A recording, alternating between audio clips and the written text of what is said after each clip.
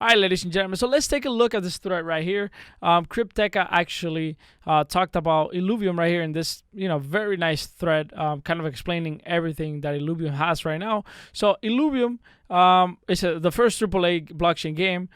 Is truly decentralized and governed by the community. If you guys haven't been on Discord and been, part of the proposals, I highly encourage you guys to check that out. You can vote in proposals, you can make proposals, many things. Of course, you got to convince the community when you're making a proposal that that should go, that the proposal should be up for a vote, of course. So it's a democracy basically.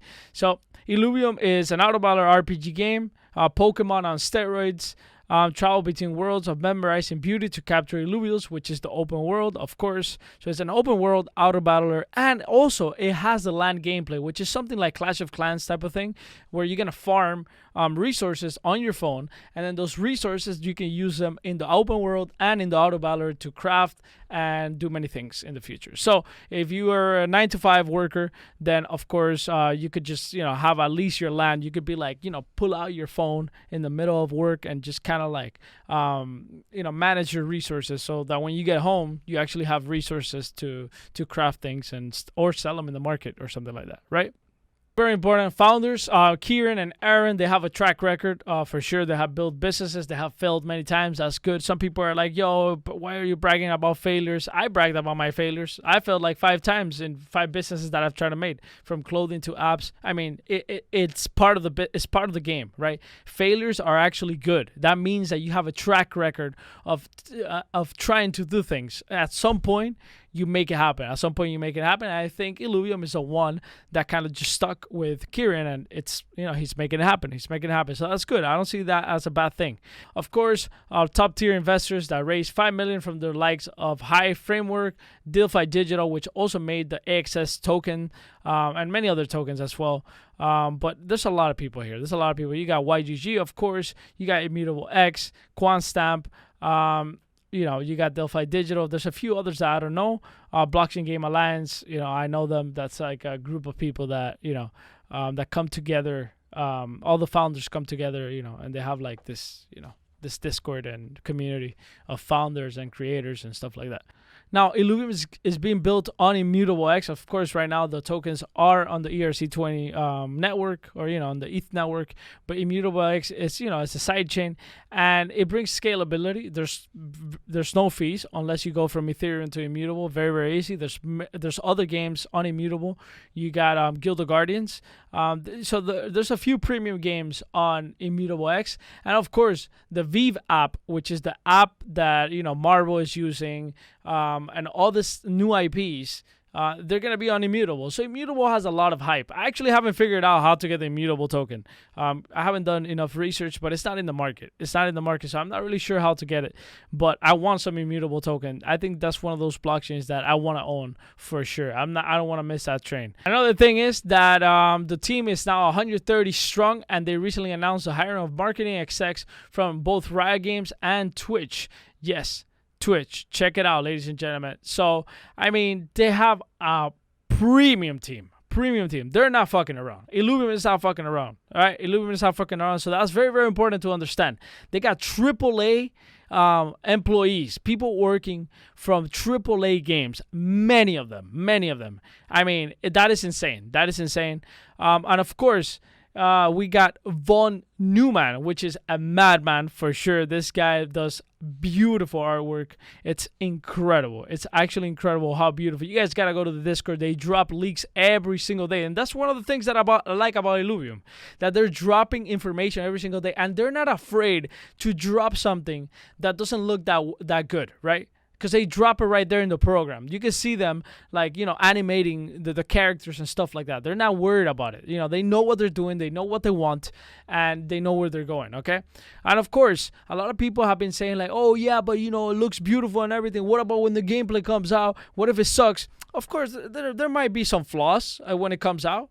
Who cares, That's normal. Like, who's saying it's going to be absolutely perfect? I mean, I hope it's absolutely perfect, but I'm also open to seeing the game, have some flaws. Like, what's the whole point with that? Like, what's the whole deal with, like, oh, it has to be perfect? Like, what fucking game is perfect when it comes out? I mean, like, what?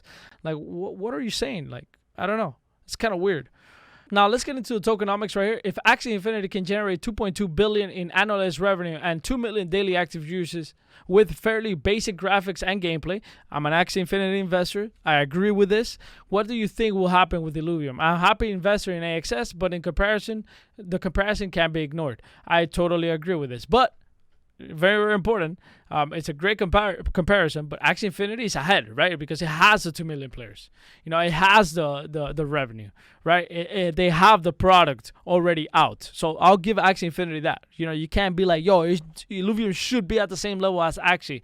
No, it shouldn't. It shouldn't, just because of the mere fact that we don't have the actual, game out. But that doesn't mean that Illuvium can't get to that point. I would say at least get to halfway of what Axie Infinity is worth without no product. I mean, you can see what they're building on Discord. You can see on the footage, and they're building. They're building. So I mean, when people see that, they're gonna be like, "Holy shit!" This is worth putting my money in. Now, very, very important. Illuvium token stakers receive 100% of the game's revenue share, which will be driven mainly by fees from their own exchange Illuvium DEX and in-game purchases. Reminder that Axie Infinity brings 2.2 annualized revenue. Imagine getting a piece of that pie. So if you stake Illuvium right here, and I have Illuvium staked, I have some Illuvium stake right here. Boom. I have like 46K right here. I have some that is not staked as well in other wallets, but just kind of like trading and stuff like that to be liquid. I like to be liquid. But the point is that 100% of the game's revenue will go to the stakers. And I'll tell you right now, they're already implementing a feature, so that people don't start staking when the revenue comes in.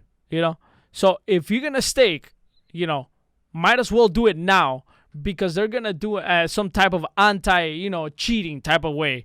Like, oh, shit, the revenue's coming in. Let me stake so I can get, the bump in the Illuvium price. And then, you get what I'm saying. They're working on that. So very, very important. So if you're going to stake, do it now. I have a video on that.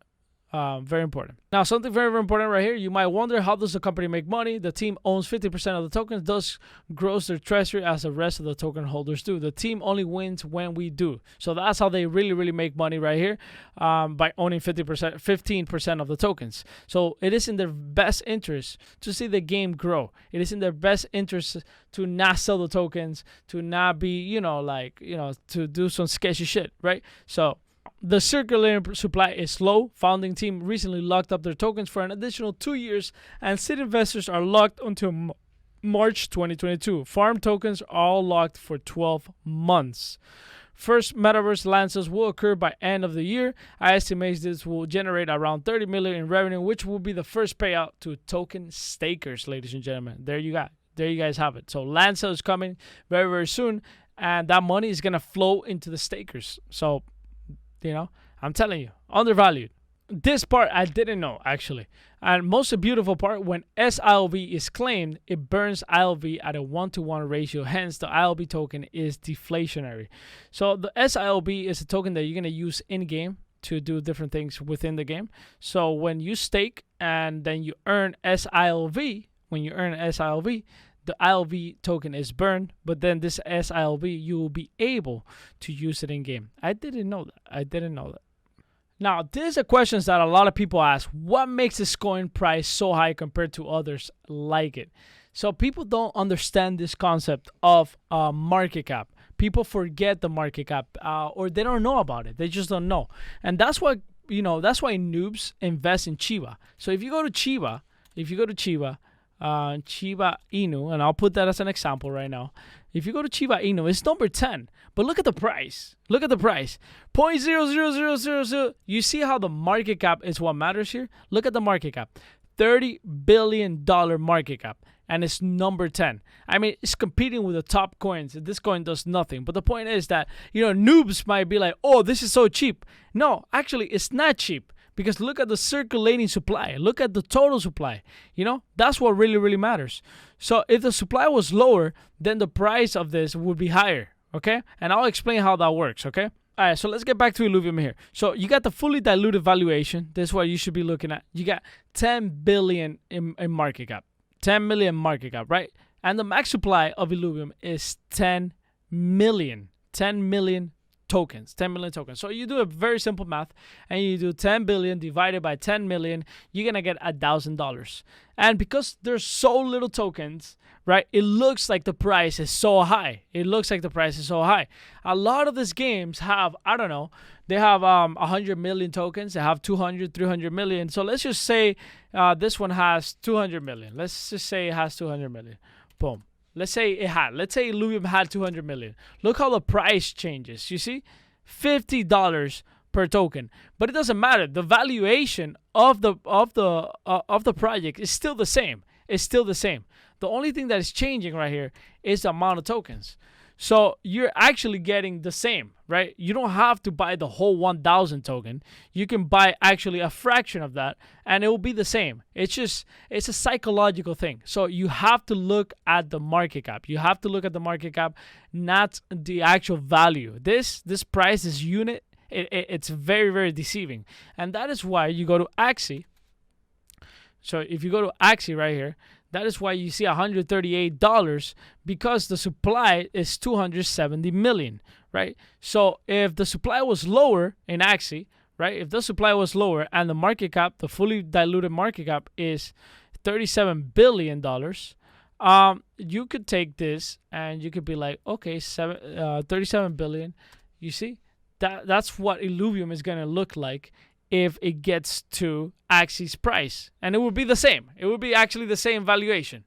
It's just a thing about the token. How many tokens are out there. So that's the main difference. There's no, you got to look at that. You got to look at the valuation. So Illuvium is at a 10 billion market cap.